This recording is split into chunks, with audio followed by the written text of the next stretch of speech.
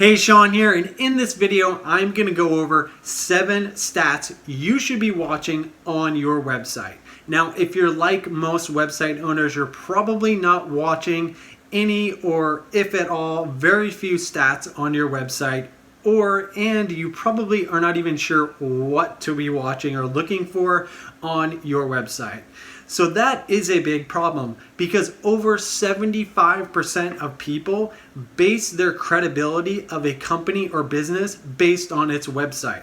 So if you're not checking out and knowing and understanding the stats of your website, then you're potentially not knowing whether your website is helping you or it's harming you. And that is a big, big problem. And that's why I'm going to help you out by giving you these 7 stats that you should be checking out and watching on your website. And you can check those out after you watch this video here.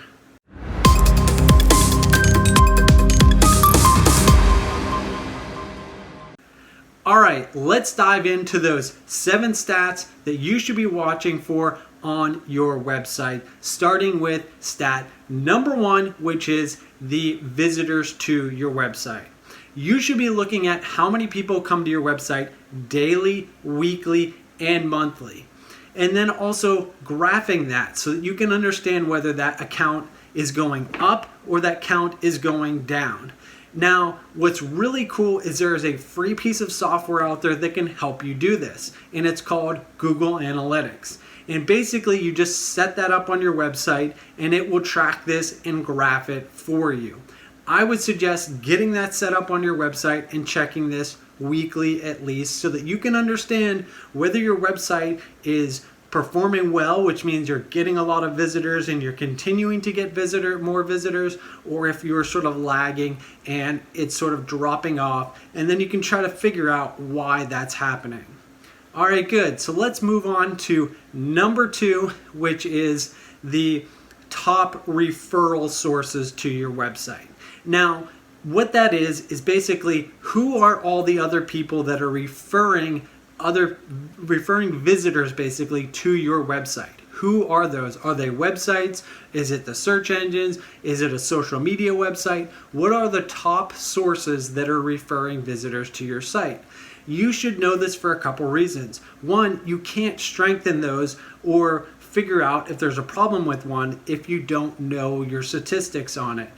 And then number 2, what's really cool is many times I've gone in and I've looked at this for companies and websites and found that there are people referring business and referring visitors to a company's website, and we had no idea they were doing that, and we were able to strengthen that relationship and get a lot more traffic and get a lot more leads, customers, and sales because of that. So this is something that you should be checking out weekly and just sort of monitoring and making sure that you know what these top referral sources are. And again, a really cool thing is that Google Analytics I talked about before can help you track all of this for you so you know what's going on. All right, good. So now let's move on to number 3, which is how many leads your website is getting. Now, this one goes without saying. There is no reason why you shouldn't be tracking this. This is such a key stat to know. How many leads or customers and how many sales basically your website is getting. And there are many ways to track this, and I find a lot of people think that it's actually 0, that their website isn't getting anything. And I think a lot of that is because they're not really tracking it correctly. A lot of people aren't tracking their phone number and the calls that are coming in from their website. You need to set up a call tracking phone number. And what that is it's a phone number that basically will count or tally for you how many times new leads are calling you, calling your number from your website. And that's a key thing, because there are so many times I've seen that people just had no idea that they were calling in from their website, or they found them online. And most people probably won't even tell you where they found you. When you even ask them, sometimes they don't really give you a straight answer, or maybe they're not even really giving you the full information. And it's really key to know that you can sit there and count that and just go back and look and see okay, how many calls did we get this day, this week, this month? And also, all of your contact forms and all of your lead forms, and if you have, if your website sells products and services directly from it, you should be tallying up how many sales you got from that. And you should be looking at this statistic daily. This is something you should be looking at and making sure that this number is continuing to go up. And you should really be watching it, like I said, every day. So there you go. That was number 3. Let's move on to number 4, which is bounce rate. Now, what is bounce rate? Bounce rate is the rate or percentage of people that come to your website and then immediately leave. Now, why people do that is because they either A, didn't find immediately what they were looking for, or B, there was something that just really turned them off and they just left your website. So this is a key stat to look at because it's an indicator that something could be wrong on your website or something that you need to change or fix. So you should be looking at this statistic and seeing what your bounce rate is, and then checking out what the industry average is for websites in your industry and what their bounce rate is, and seeing how yours compares to that.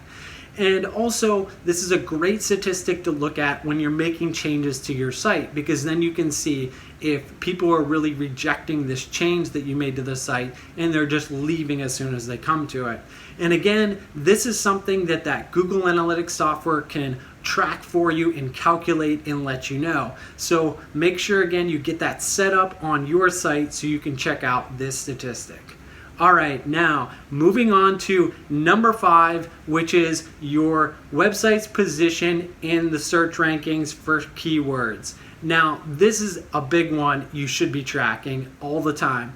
Even if you're not doing optimization on your website to try to rank it higher, there are certain keywords that you should be making sure that you show up number 1 for, and you should be making sure that you're tracking that you are, such as your company name or products or services that you've branded and you've created that brand name.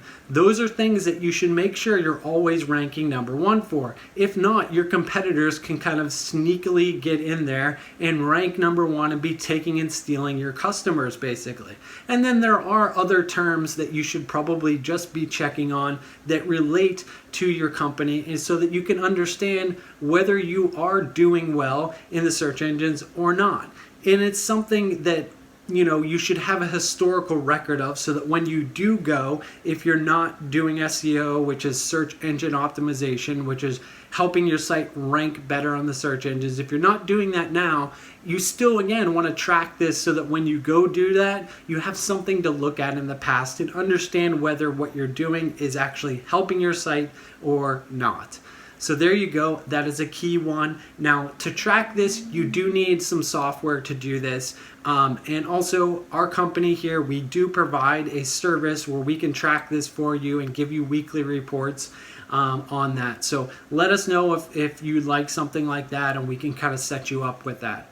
All right, good. So then moving on to number 6, which is how often your website goes down. Now, this is something people don't probably think a lot about, because they just assume their website is always online and never goes offline. But unfortunately, websites do go down, and when you're not really observant of it, or you have not the best hosting platform, or you're not as familiar with even how that all works, there are a lot of times that your website will go down and you don't even know about it. Sometimes it'll come back up, and sometimes it doesn't, and you don't know for days or weeks. And that can really hurt, not only, like we talked about before, your credibility, but also can hurt your bottom line. It can prevent you from getting leads, sales, and even turn away your customers because your website's not up and working. So that's something you should be checking, should have a statistical record of, maybe even graph that.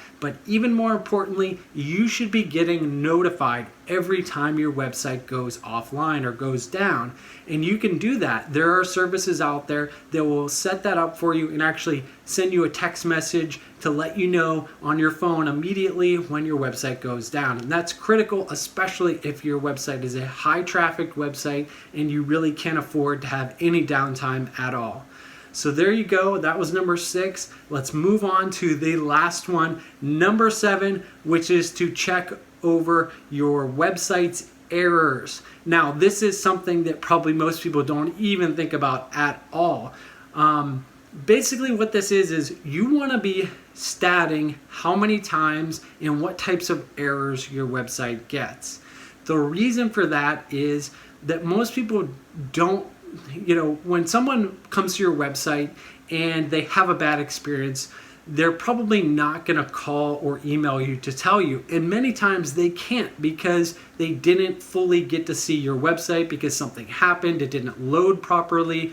And those errors go unnoticed by usually the website owner. And unfortunately, that can be a big, costly thing because if you didn't know, 88% of people will be less likely to come back to a website if they had a bad experience. So not only, are these people having a bad experience, they're going to be 88% of them said that they probably wouldn't come back to a website if they had something like this happen. So it is very critical that you have some sort of set stats, some sort of log on this to know, is your website having a bunch of errors and how many and what's going on with that. Many times I've investigated this and found that even on checkout pages, on shopping websites, we were getting errors sporadically, and that was costing companies somewhere between 10 to 30, even sometimes 80% of their sales they were missing because they kept getting errors. They didn't even know about this, and it was just turning off customers, and they just didn't continue on and try to check out. So even if you're not doing a website where you have a checkout, there could be people that were going to contact you, but maybe they tried to fill out your contact form, but it didn't work. And therefore, they just gave up and left and went to some other company. So these are things you should be checking. Again, this is something that does sometimes require a little bit of special software to do. Some website hosting providers can provide you with an error log that you can look at. But there is another company out there called New Relic. I've used that in the past to help with sort of tracking down these errors and sort of just recording them and having a log of that. Again, if that's something you're interested in, you should contact us and let us know. I would suggest at least checking this out every week to kind of get an idea, a ballpark of what's going on your website and if there's a bunch of errors or not. All right, so there you go. That's my list. And then I also want to give you something for free. In the description of this video, I'm going to provide a link to a free analysis where we can go over all of this, kind of make a report for you and talk with you and kind of organize what you should be looking at and how to get all of this set up if you don't have it set up, and how to view all of it if you're not quite sure. So go ahead, take advantage of that. Click the link in our description for that free evaluation. And if you're on YouTube watching this, make sure that you give us a thumbs up for this video. And if you haven't subscribed to our YouTube channel, make sure you do that and click the bell icon, which will allow YouTube to notify you every time we create these awesome videos. And until then, I wish you the best of luck with your website.